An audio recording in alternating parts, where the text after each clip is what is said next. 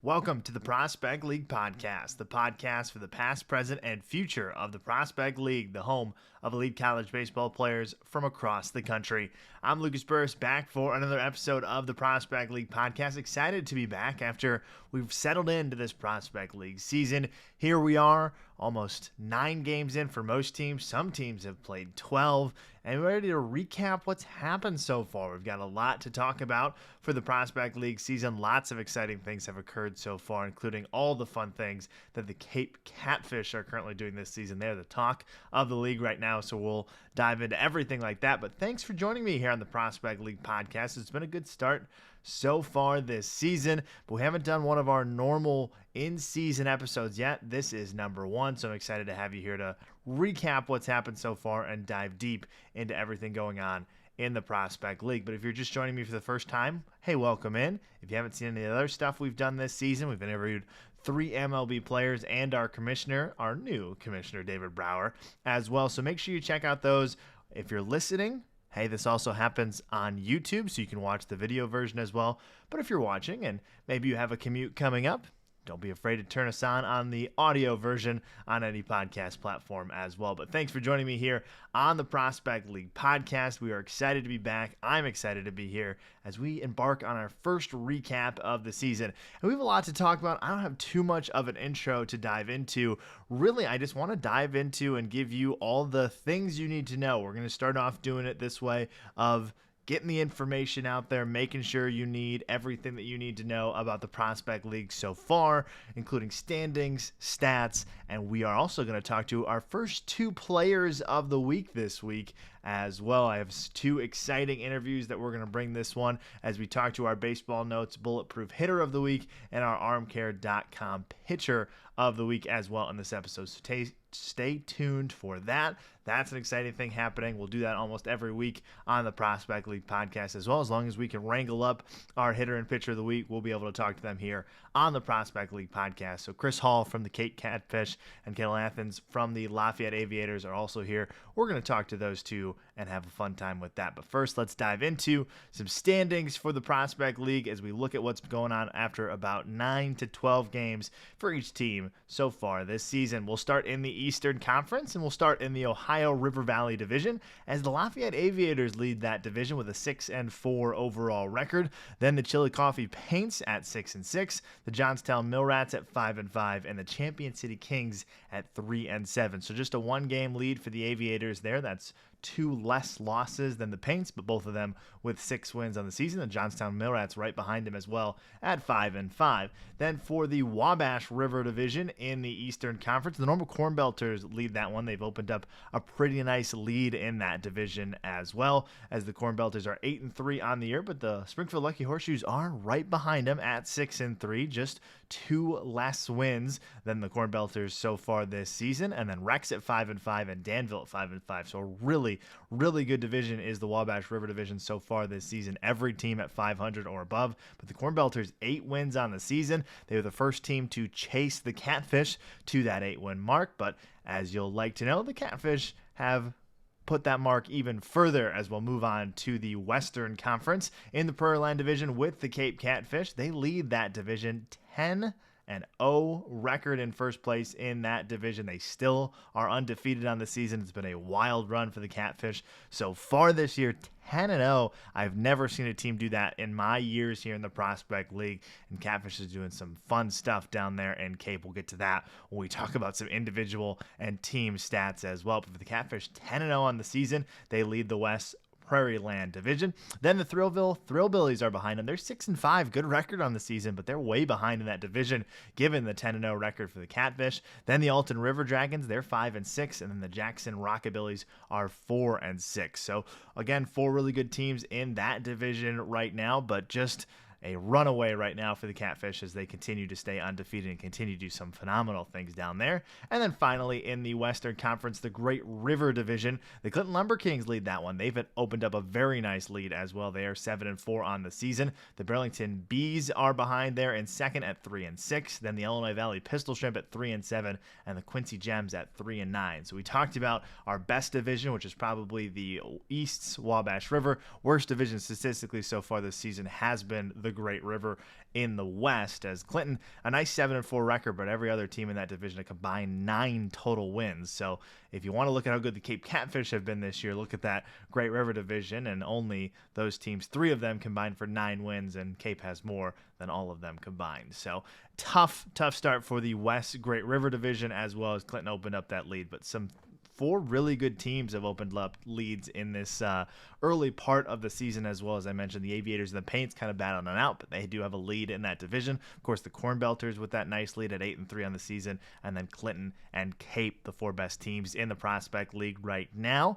and possible first half champions, but we still got almost 20 more games left to play before we can crown our first half winners. But that's an update on the Prospect League standings. We're going to head to the batting side of things now before we take us to our interview with our batting champion, or whatever you want to call it, of the week, our Baseball Notes Bulletproof Hitter of the week. Of course, that's Chris Hall. So we'll take you to that interview first. But first, let's look at some statistical stuff for the Prospect League in terms of batting. Start with the team leaders. In the runs category, that's the Cape Catfish Daily League with 121 runs scored. Then the Cape Catfish lead in hits with 137 hits so far this season. In doubles, that goes to the normal Corn Belters. They've got 28 as a team so far this season. Triples, that's the Cape Catfish at 8 so far. Home runs, the Chillicothe Paints are 10 on the season in terms of long balls. Walks recorded at the plate, that's the Springfield Lucky Horseshoes with 79 on the season so far. Hit by pitch, back to the Cape Catfish. They have 24 as a team so far this season. Strikeouts, least amount of strikeouts in the league in the hitting side of things, that's the Catfish. Only 24 strikeouts at the plate so far this season. Steals, we move to the Lumber Kings as they've gone up to 43 on the season. They've been all over the base paths. And then average, OBP, and slug, we give it all to the Cape Catfish. They have a 394 average as a team, a 502 on base percentage, and a 578 slugging percentage. Let's move to the individual stats on the hitting side of things. More good news for the Cape Catfish, as Chris Hall and a lot of Catfish are in these individual categories. We start with Chris Hall. On the runs, he leads the league with 23 runs scored so far this season and only 10 games played. He also leads in hits with 25 hits so far this season for Hall for the Catfish. In doubles, we move to Max Holly for Clinton with 5 on the year. In triples, Gio Kalimia for Johnstown has 4 on the year. In home runs, it's Brody Chrisman with the Cape Catfish with 5 on the year. Walks, there's a 3-way tie, but 12 is the league lead there. Hit by pitches, that's Jeff Clark for Cape. He's got 6 on the year. In steals, that's Slater Shield for Rex. He's got 15 on the year, and he's 15 for 15 so far this season. And then batting average and slug, and on pace, we go back to Cape as Chris Hall leads the league in batting average, batting .625 through 10 games. On base percentage, Chris Hall as well, .712, and slugging percentage removed to Brody Chrisman, who is slugging above 1,000, 1027 slug for Brody Chrisman so far this year. It's been an excellent season for the Cape Catfish so far, and that transitions us right to our first interview here on the first recap episode of the Prospect League podcast this season. We'll take you to the Baseball Notes Bulletproof Hitter of the Week. That's Chris Hall from the Cape Catfish. His week 1 stats, fantastic. .615 average, 16 hits, 16 runs, 11 RBIs, 4 walks, 7 stolen bases, and a 1.485 OPS, but he's been even better since then, now up to a .625 batting average in 10 games with 25 hits, 23 runs, 13 RBIs, 2 doubles, 3 triples, 13 walks, and he's 12 for 13 in stolen bases, and his OPS is all the way up to 1.562. Let's take you to our interview with the Baseball Notes Bulletproof Hitter of the Week from the Cape Catfish, Chris Hall. Chris Hall, welcome to the Prospect League podcast. It's good to have you here. Thank you. I'm glad to be here. Yeah. After a big week, a Baseball Notes Bulletproof Hitter of the Week nod here in the Prospect League. You know, somebody had a good week, and it was that somebody was you. What a big slash line. What a good time. How are you feeling down there in Cape? You guys are undefeated. You're hitting the cover off the baseball. How have you felt the start of your season has gone? I'm just having a lot of fun, meeting a lot of new guys. Because we got a new manager, Scott Little. Mm-hmm. Just been taking in some information from him and just having a lot of fun. That's really it. Yeah, I mean, what's clicking down there right now? I've been in this league for 3 years now, and I've never seen anybody start a week undefeated. 8-0, you guys are feeling good. You'll be back in action this week. So by the time some people might listen, you might not still be undefeated, but let's hope so the continuity can stay the same as I'm talking to you on a Saturday morning. But you had a really, really good week. Teams having a really good week. What is working so well down there in Cape right now? Honestly, I think it's just us being able to free roam and play the game like how we want to, but obviously play the game the right way. But we do have a baseball knowledge and baseball sense of when to do what and what pitches to hit and getting the advantage counts and being able to take your walks when you get them. And that's I think that's been our biggest thing. We don't we don't chase. We don't really strike out. We're just trying to hit the ball as hard as we possibly can in any good situation. Yeah, both of those are true because you guys are in the league leaders in most categories and walks and not striking out and striking out on the other end. You guys have done a really good job in just about every category, but so have you. I mean, that's why we're here. That's why we're talking to you. A little hitter of the week nod with Baseball Notes Bulletproof Hitter of the Week. How have you felt just, stepping into the box? Why has it worked so well to start this year for you in terms of, hey, you're stepping in, you're leading the league in hits, you're leading the league in runs. Like, what has just worked well? Is it the environment, or are you stepping in and are you already locked into the season? Uh, I think it's my environment. I just I have a good feeling around my teammates that they trust me enough to lead the team and be able to start the game off the right way. Even if I don't, I still have other teammates Mhm. that can pick me up. But I just been seeing it really well, and I can't really complain about it on that end.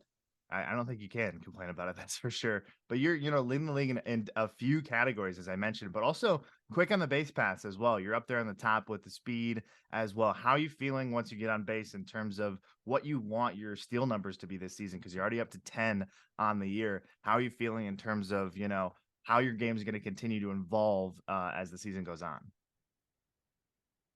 So I like to think about it as like when I get on, I'm gonna steal. Like Yeah. it doesn't matter who's behind the plate, who's on the mound. I'm just gonna run and I'm gonna give my teammate, whoever's hitting behind me, whether that's Jeff or JC or Justin Carinci or even Jude Putz. Like yeah, I'm just gonna give them an opportunity, get them an RBI, or get them to do a job. That's all it is.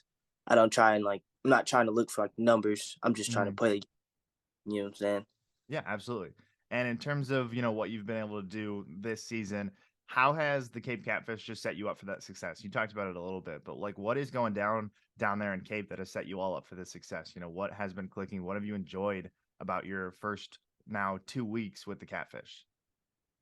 I think it's the coaching staff. Not that we had a bad coaching staff last year. I think this year's they just they like to be involved in the game with us and not just like sit back and watch. They like to Mm, get our opinions and see what we think, and then we go forward with that.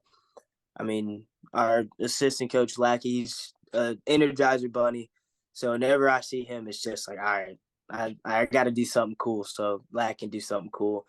And Scott, Coach Scott Little, mhm. he he's been around baseball for a while, so I think that's a it's another good reason why we're doing so well. He's just relaying information on what he sees, how it can help us, how we can be more consistent. And I think that's the biggest thing. We're just really consistent as of right now.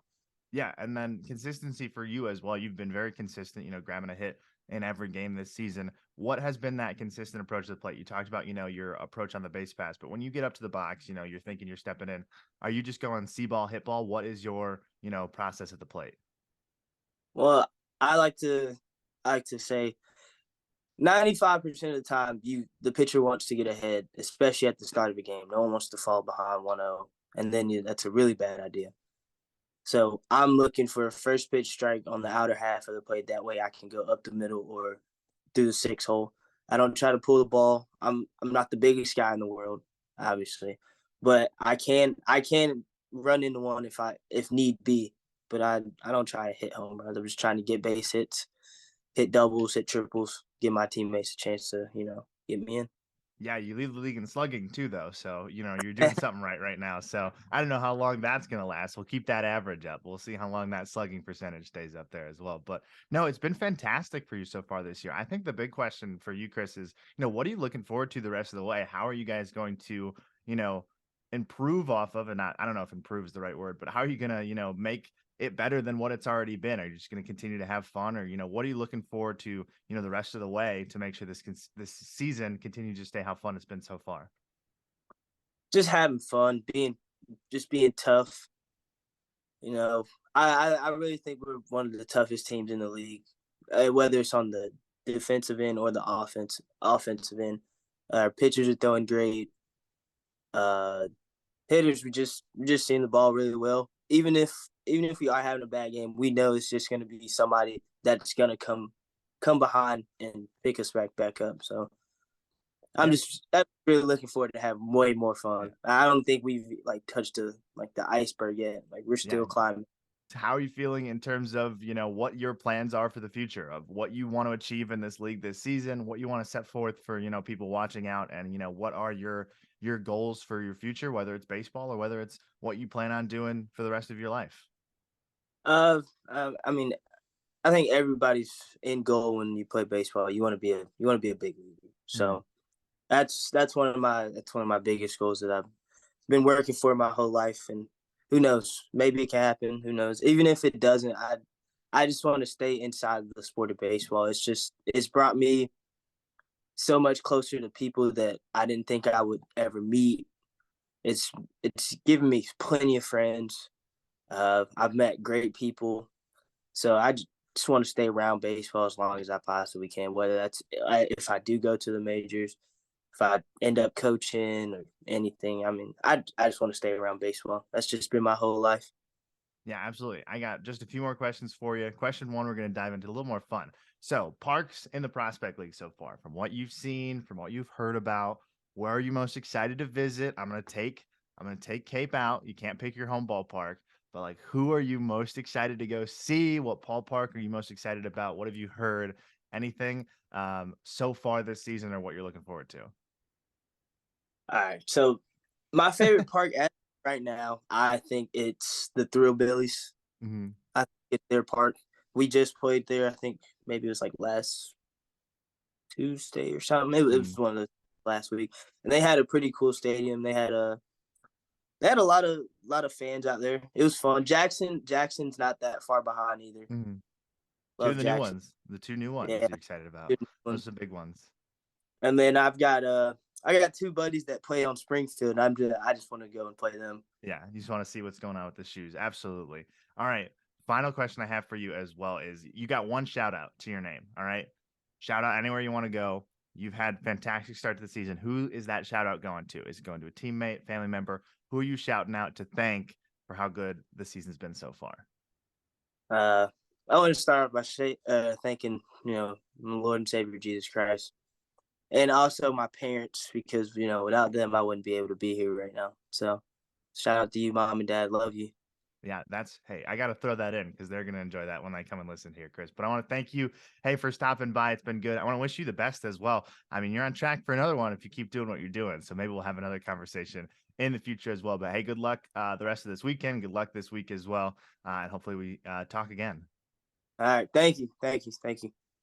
Thanks again to Chris Hall from the Cape Catfish for joining me on the Prospect League podcast for our first Baseball Notes Bulletproof Hitter of the Week interview here on the Prospect League podcast. Let's dive into the pitching side of things now here in the Prospect Leagues. We start with the team stats. Not as many team stats to go over as the hitting side of things, but still some pitching stats to dive into. We'll start with the runs as the Cape Catfish continue to lead. They've only given up 35 runs total this season on the mound. And the hits, that goes to the Illinois Valley Pistol Shrimp. They've only given up 67, along with the Springfield Lucky Horseshoes. They've also only given up 67 hits so far on the mound this season. For walks, back to the Cape Catfish, they have only given up 39 walks on the mound so far this season. Strikeouts, back to the Pistol Shrimp. They have struck out 101 1 batters on the mound so far this season. And then ERA goes to the Clinton Lumber Kings as they have a 2.94 ERA so far this year. Only team sub 3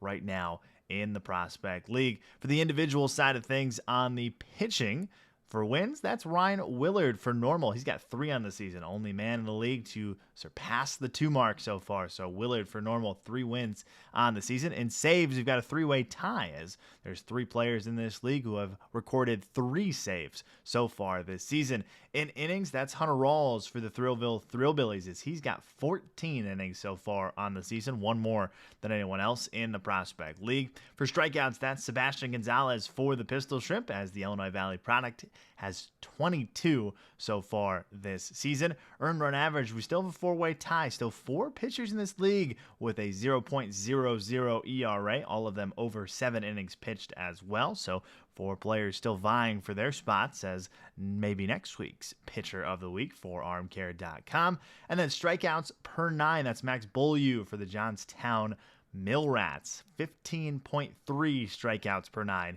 so far this season for Beaulieu for the Johnstown Mill Rats. But now it's time to get to our second interview here on the Prospect League podcast. We dive into our armcare.com pitcher of the week. That's Kendall Anthes for the Lafayette Aviators. 2 games in the first week of the season. He went 6 2/3 innings of work, a 1-0 win-loss record, no runs given up, 4 hits, 1 walk, 4 strikeouts, and a 0.00 ERA. Let's head to our interview with the armcare.com Prospect League pitcher of the week.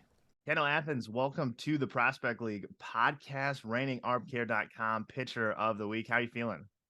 I'm feeling good. Glad to be here. Thanks for having me. Yeah, absolutely. It's a fantastic week for you. You had a really good first week of the season, picked up a win, went 6+ innings of work, only 4 hits, no runs. Really looked good on the mound. You ended up getting that award. What was clicking week 1 that made it all work out for you in your first Prospect League week?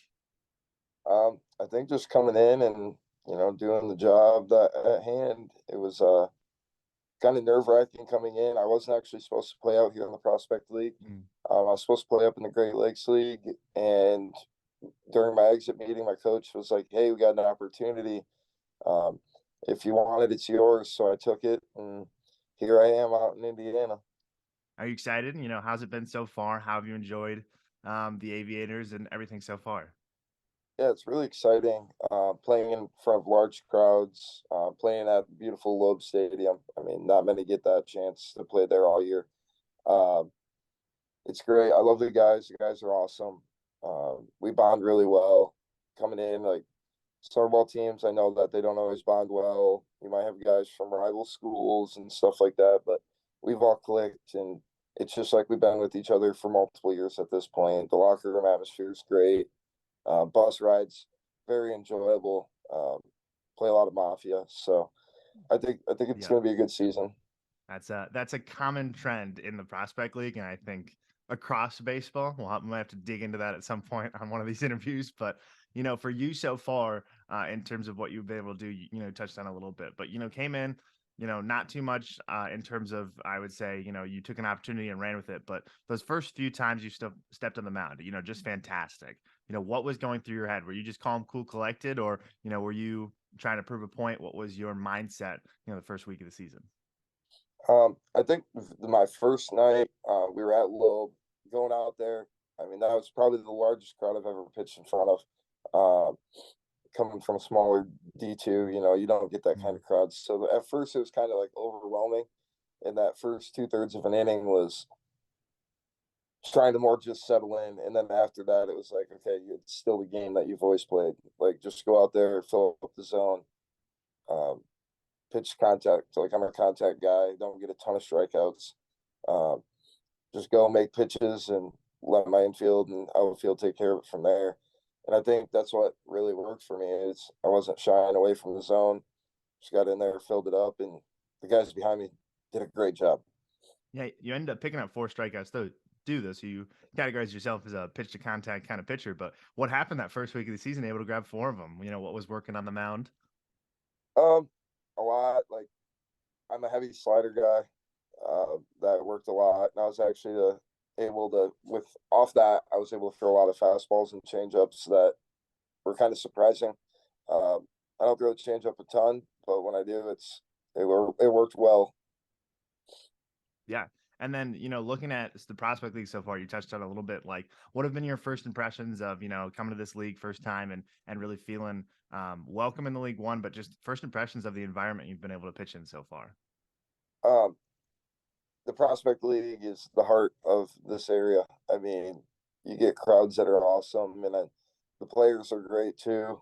I mean, you get to see kids from all over the country, big schools, little schools, JUCOs, NAIAs, you name it.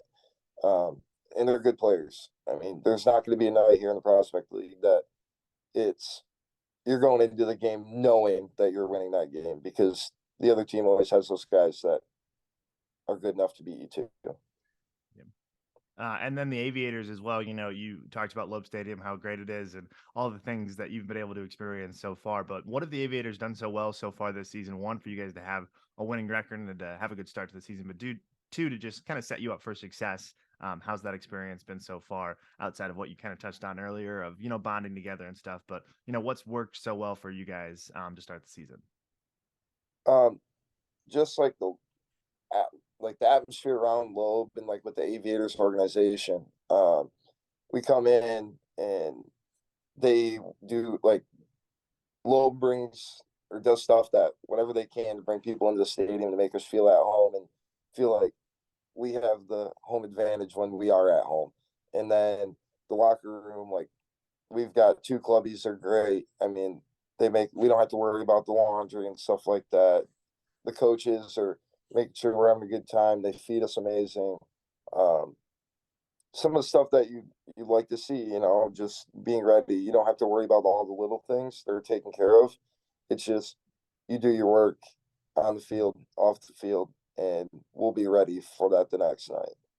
Yeah, and we talked all the good stuff about Loeb. I think a lot of people in the league love how it looks, but I'm going to take you out of it for a bit. I'm not going to let you choose it.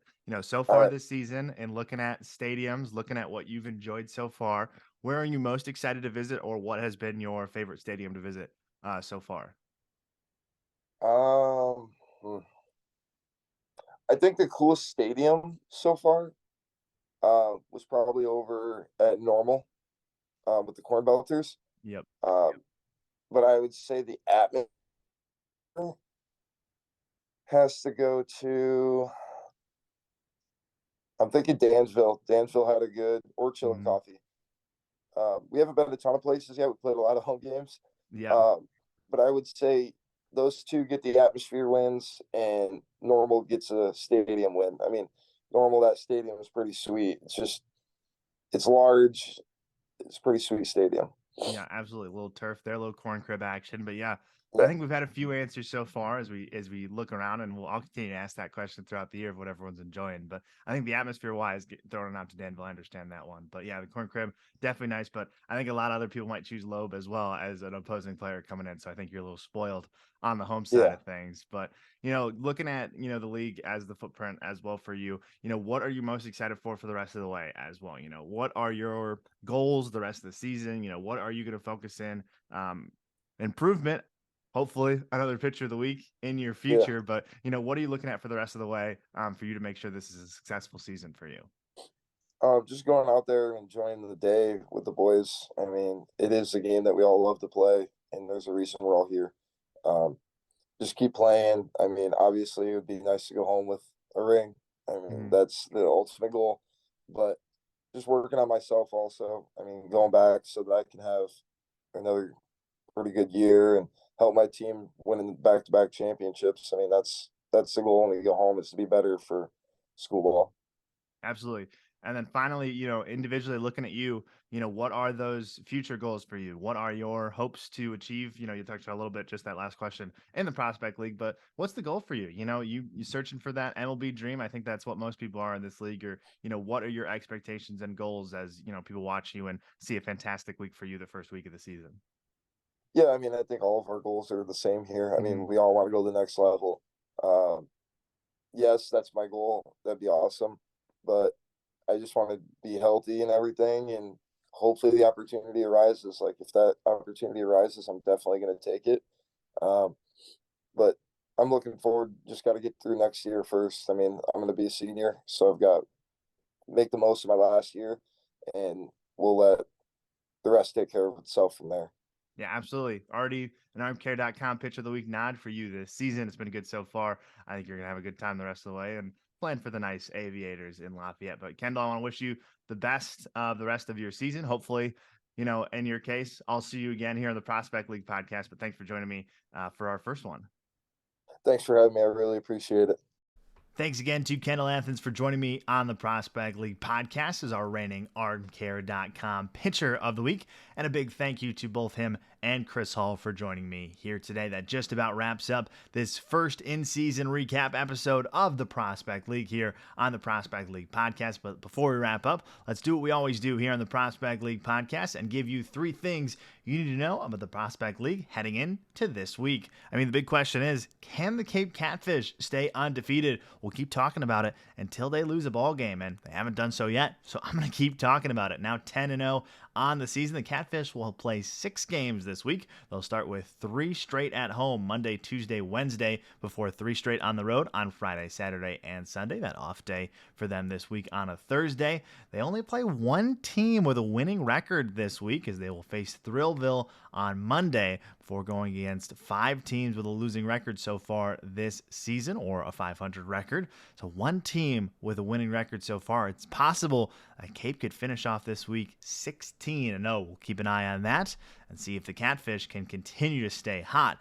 But tomorrow, more exciting news in the Prospect League, as well as we'll feature our 3rd free game of the week so far this season, as the Illinois Valley Pistol Shrimp will host the Springfield Lucky Horseshoes at Schweikert Stadium in Peru. So you can catch that game for free on prospectleague.tv or prospectleague.com, or however you find prospectleague.tv. It's very easy to do for Prospect League TV. Our 3rd free game of the week. So far, so good with our free games of the week. So make sure you check that out. You don't have to log in. You don't have to do anything. You can go straight there, click on the game, and it is free to access and free to watch. For Prospect League TV, you can get it on Apple TV, Android TV, and Amazon Fire TV. You can get it on your phone. You can get it on a web browser. However you want to take in Prospect League TV, you can do so. So do that for free on the Pistol Shrimp and Springfield Lucky Horseshoes game this week. And finally, a new setup for Prospect League, a new set of